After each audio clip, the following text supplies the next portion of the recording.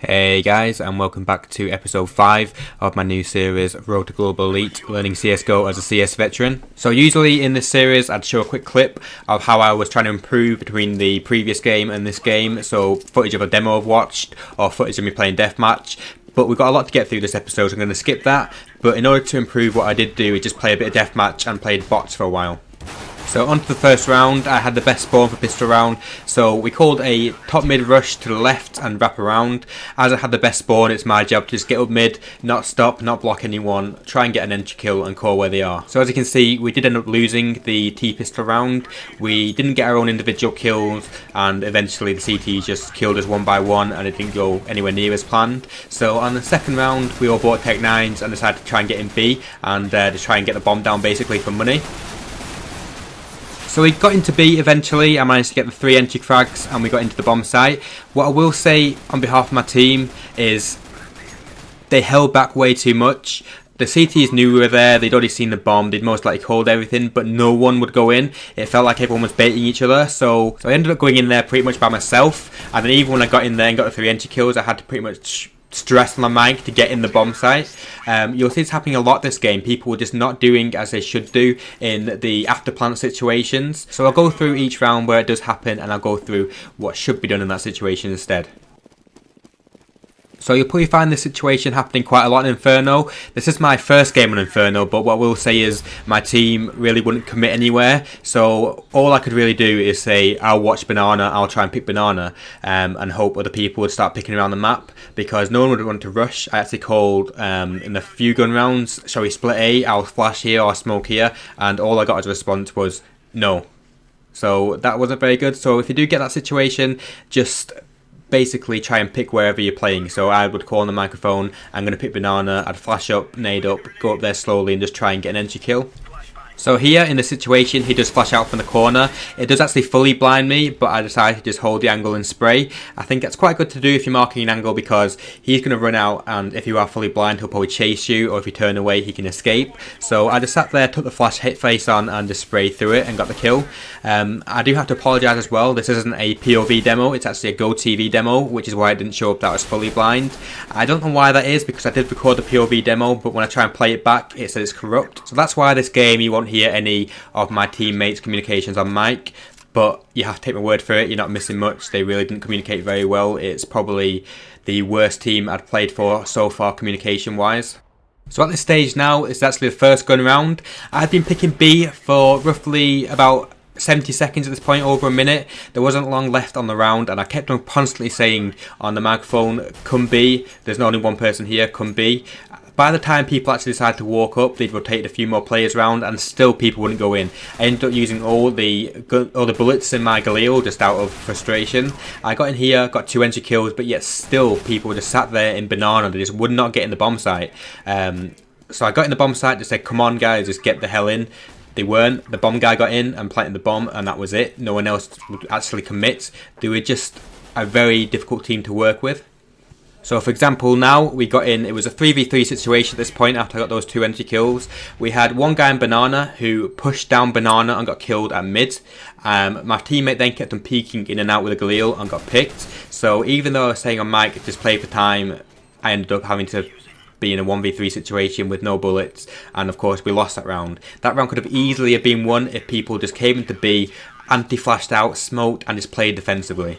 So this is the round straight after. We all had decent money. I had around 7k, so bought an AWP and full nades. I called on the mic, let's push A slowly, get a few picks, and go on the picks. So that's a good tactic to do. So if you get a pick on A, try and get in there with smokes and flashes then, or if you don't get anything, try and fall back to B maybe. But people just wouldn't do it. So we actually ended up losing one person in house because he pushed all the way up to pit by himself. 2 people went up mid, but they didn't go together. They went about 30 seconds apart and got picked off one by one. So we ended up in a 2v5 situation, just me and my teammate, and he lost a bomb at the bottom of Banana. I only had about 20 seconds left, and they were pushing me down mid as well, so I just thought YOLO and rushed into B by myself. As you can see, that didn't go too well, and it probably never will do, maybe 1 in 100 times. So it's just a perfect example of a wasted round. If you're going to play without any tactics, which is going to be quite normal in matchmaking. Just do something constructive, like try and pick a space that's far back, wait for them to push you, try and get a pick. If you don't get a pick, then work a bomb site slowly with flashes and nades. Don't just walk out one by yourself. So this next round is probably the best example. We had just won a round before. It was a pretty close round and the CTs were on eco.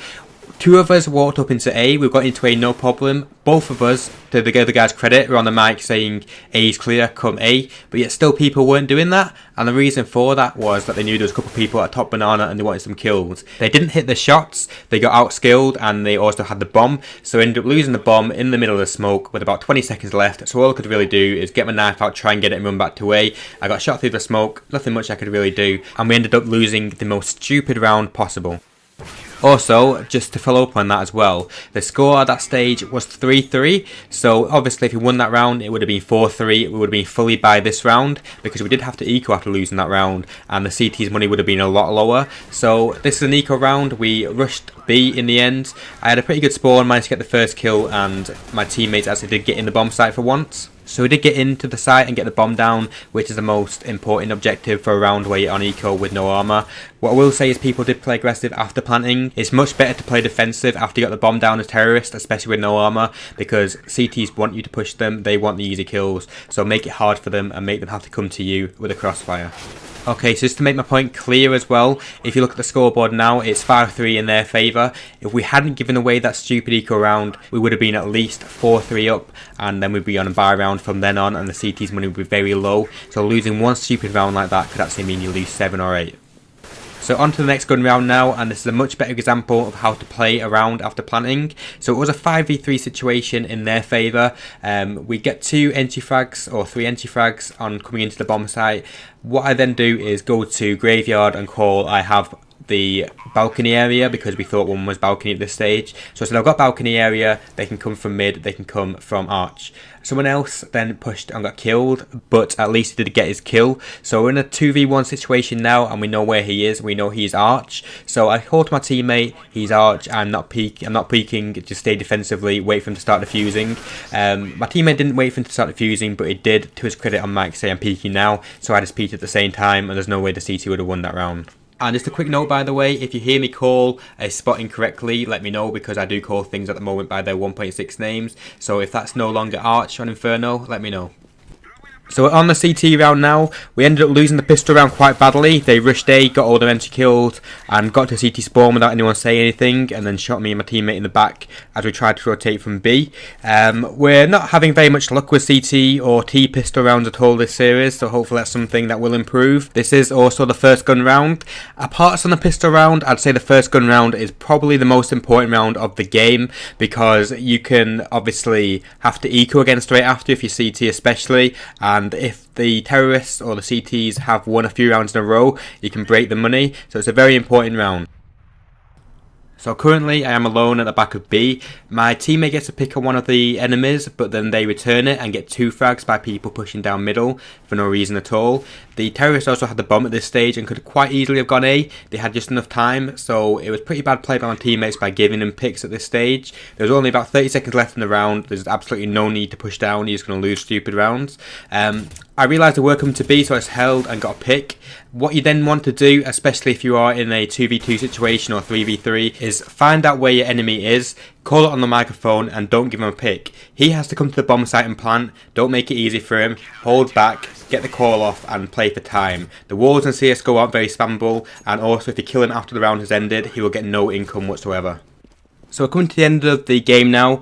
Just a small little tip I'll give: if you are playing with Norpo at B, just support him with nades, so be ready to either anti-flash for him or help him if he gets rushed. So the main thing I hope you can take away from this episode is just to value each round and also value each of your lives in the round. Make sure that you don't give away easy picks, because a 5v3 situation in your favour can easily turn into a 3v3 or 2v3 situation in their favour just by giving away 1 or 2 easy picks. In this game I went through the demo and I counted each round that we should have won, and I'm not talking about if we had better players, I'm talking about any skill level could have won those rounds if we just played as a team. So rather than people rushing off and getting killed, if they're just hidden and played together, I'm not counting rounds that were 1v1, I'm literally counting rounds that were in our favour, and all we need to do is hide.